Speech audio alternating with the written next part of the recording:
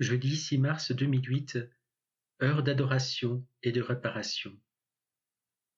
Avant que je ne commence à prier l'office des laudes, le Seigneur m'a averti qu'il me parlerait à travers le psaume de l'office. En voici le texte.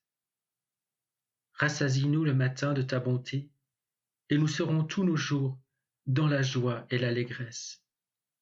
Réjouis-nous autant de jours que tu nous as humiliés, autant d'années que nous avons connu le malheur. Que ton œuvre se manifeste à tes serviteurs, ainsi que ta gloire pour leurs enfants. Que la faveur du Seigneur notre Dieu soit sur nous, affermis pour nous l'ouvrage de nos mains, oui, affermis l'ouvrage de nos mains. Ne t'avais-je pas dit que je te parlerais à travers le psaume de l'office? Et c'est ce que j'ai fait. Ces versets confirment la promesse que je t'ai faite, la promesse d'un nouveau départ et d'années de sainteté, de bénédiction et de paix.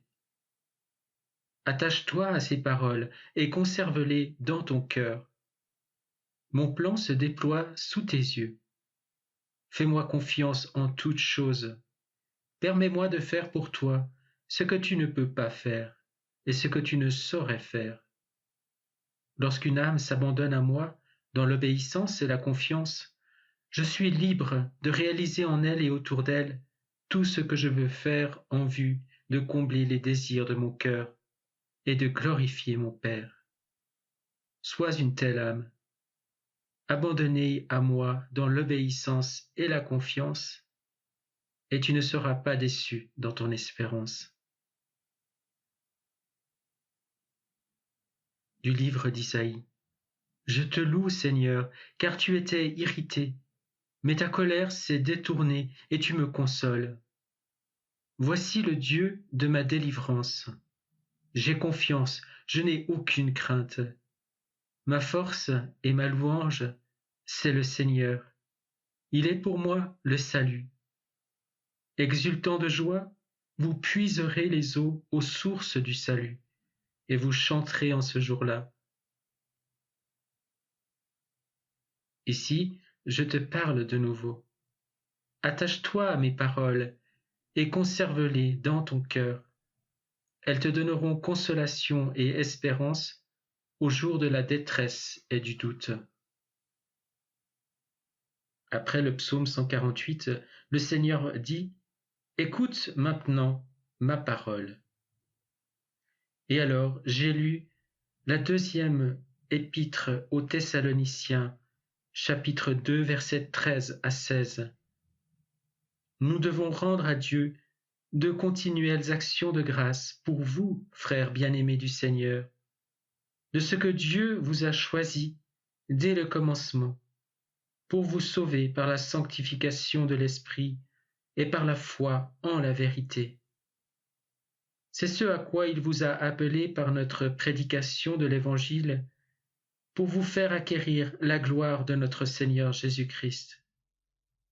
Ainsi donc, frères, demeurez fermes et gardez les enseignements que vous avez reçus, soit de vive voix, soit par écrit.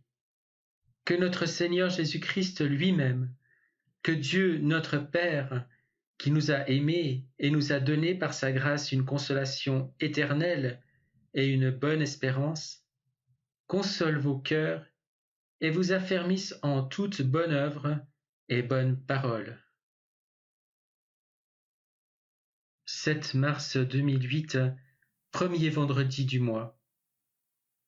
Je te remercie de demeurer en ma présence cet après-midi pour me tenir compagnie durant ma douloureuse passion. Je t'ai regardé du sacrement de mon amour comme j'ai regardé Jean, mon disciple bien-aimé. Apprends à demeurer ainsi en ma compagnie. Il suffit que tu me recherches et que tu restes en silence devant moi, content d'être avec moi. Je n'ai que faire de tes pensées, aucun besoin de tes mots.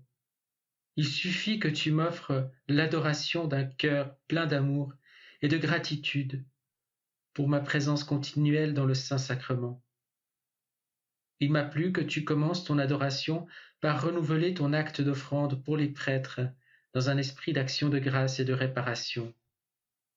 Il m'a plu que tu fasses appel à mon cœur eucharistique en vue d'obtenir la grâce désirée pour le Père N. Je donne volontiers audience à tous ceux qui s'approchent de ma présence eucharistique, et, comme le plus bienveillant des rois, j'accorde des faveurs à tous ceux qui me les demandent. Quand vous faites appel à mon cœur eucharistique, je ne peux refuser ce que vous me demandez. Parfois, mon cœur accorde un don plus excellent encore, parce que votre demande est empreinte des limites et des ignorances de votre nature mortelle, alors que moi, je donne selon la sagesse et la générosité infinie de mon cœur. Je bénis ceux que tu me présentes, la lumière de mon visage eucharistique brillera sur chacun d'eux, et je te bénis des profondeurs de mon cœur transpercé. Jeudi 13 mars 2008. De l'Évangile selon saint Jean. Si vous demeurez en moi et que mes paroles demeurent en vous, vous demanderez ce que vous voudrez et cela vous sera accordé. Je t'ai parlé durant cette semaine écoulée par le biais des circonstances et des événements. Continue d'être à mon écoute dans les rencontres et les événements de la vie quotidienne. Je suis en train de te révéler mon plan d'amour et je continuerai de te le faire connaître, non seulement en parlant à ton cœur de cette manière, comme un ami parle à son ami, mais aussi en guidant le cours des événements et en te faisant voir les merveilles de ma providence en faveur de ceux que j'ai choisis et mis à part en vue des desseins de mon cœur. Ne doute pas de mon amitié. Je comprends que pour le moment tu ne sois pas capable de passer en ma présence eucharistique tout le temps que tu voudrais m'offrir, mais le jour vient, et il est proche, où nous vivrons sous un même toit, où tu vivras dans le rayonnement de mon visage eucharistique, et attireras d'autres âmes, spécialement celles de mes prêtres, vers cette même lumière pour y être guéries, purifiées et sanctifiées. Je suis sur le point d'ouvrir des portes devant toi, je toucherai les cœurs de beaucoup qui participeront à cette œuvre de mon cœur pour mes prêtres. Il te revient d'être mon prêtre adorateur et réparateur. Il te revient de chercher mon visage eucharistique et de rester proche, très proche de mon cœur ouvert dans le sacrement de mon amour. Fais ces choses et tout le reste te sera donné par surcroît en une mesure pleine, tassée et débordante. Fais-moi confiance pour diriger l'œuvre que je désire voir dans mon Église. Donne-toi à moi dans l'adoration, en réparation pour l'amour des prêtres, et je répandrai l'ardent amour de mon propre cœur eucharistique dans ton cœur sacerdotal. Ce feu purifiera ton cœur, il guérira les vieilles blessures du péché qui sont restées si longtemps infectées, et il te sanctifiera en vue de tes frères prêtres et en vue de ceux que leurs péchés ont blessés ou scandalisés. J'ai encore des choses à te dire, mais pour le moment, c'est suffisant. Présente-moi ceux pour qui tu demandes ma bénédiction. Je bénis et fais briller sur chacun d'eux la lumière de mon visage eucharistique. Ma mère aussi te bénit et bénit ceux que tu présentes à mon cœur.